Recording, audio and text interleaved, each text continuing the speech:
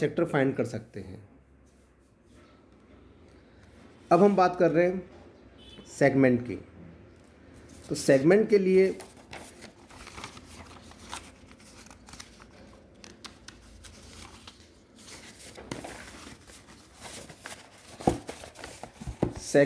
हम ये बता सकते हैं कि सपोज ये हमारे पास एक सर्किल है। तो इस सर्किल में ये सेंटर है, ये कोई कॉर्ड है ए बी।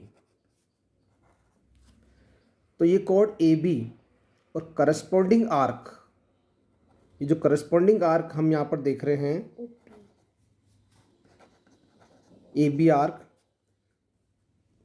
कॉर्ड और करस्पॉन्डिंग आर्क से एनक्लोज जो ये पार्ट है ये हमारा सेगमेंट है। और ऑब्वियसली इसको हम बोलेंगे माइनर सेगमेंट।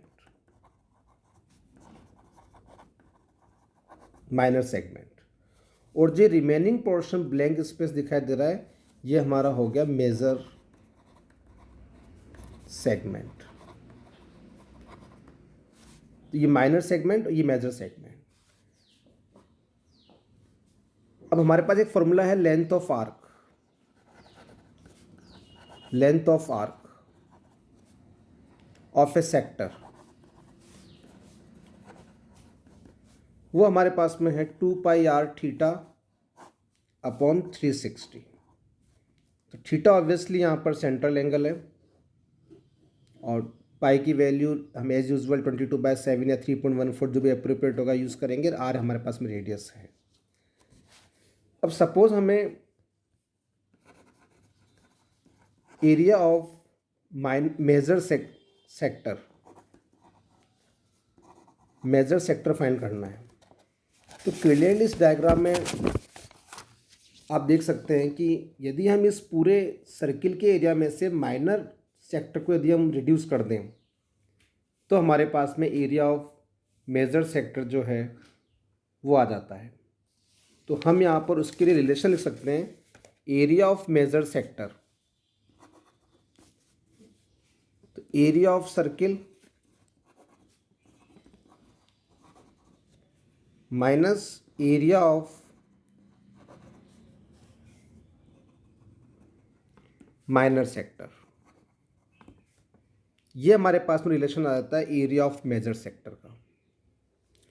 और इसी टाइप से यदि हमें फाइंड करना हो कि area of major segment,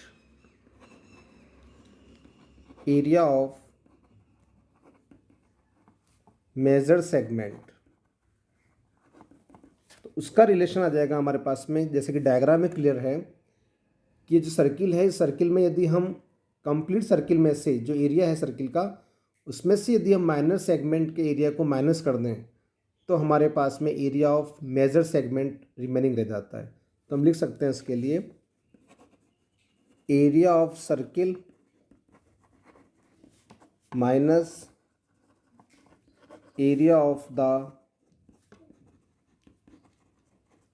minor segment. इस प्रकार हम इन रिलेशंस को यूज़ करके और सेक्टर और सेगमेंट से रिलेटेड क्वेश्चंस को सॉल्व कर सकते हैं। अब हमारे पास में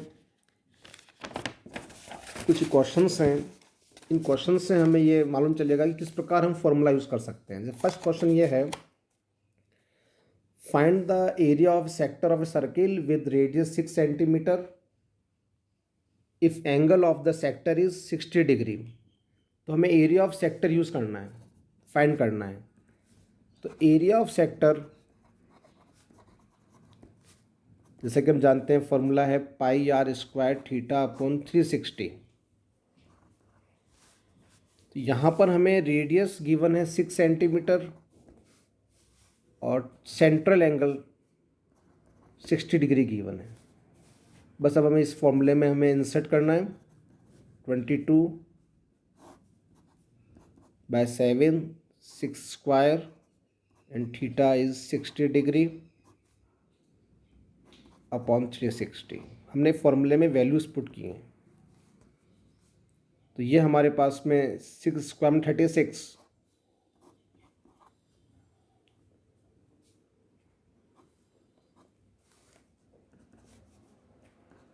132/7 सेंटीमीटर स्क्वायर, ये हमारे पास में एरिया ऑफ सेक्टर आ जाता है। वन मोर क्वेश्चन है, find the area of a quadrant of a circle whose circumference is 22 centimetre. अब क्वाड्रेंट का मतलब ये सपोज सर्किल है, ये दो परपेंडिकुलर डायमीटर हमने ड्रॉ किए हैं, तो ये फर्स्ट क्वाड्रेंट, ये सेकंड क्वाड्रेंट, ये थर्ड क्वाड्रेंट और ये फोर्थ क्वाड्रेंट है। तो यहाँ हम देख सकते हैं कि सेंट्रल एंगल जो है उसकी वैल्यू है 90 degree. It means theta 90 degree हो गया। ये हमने फर्स्ट फाइंड कर लिया। अब रेडियस हमें गिवन नहीं, लेकिन सर्कम्फ्रेंस गिवन है 22।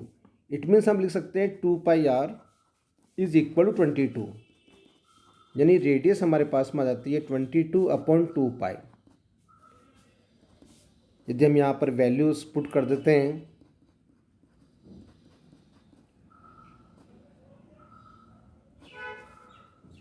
तो 7/2 3.5 सेंटीमीटर, ये रेडियस फाइंड हो गई है। अब हम फॉर्मूला यूज़ कर लेते हैं, एरिया ऑफ सेक्टर πr² θ/360।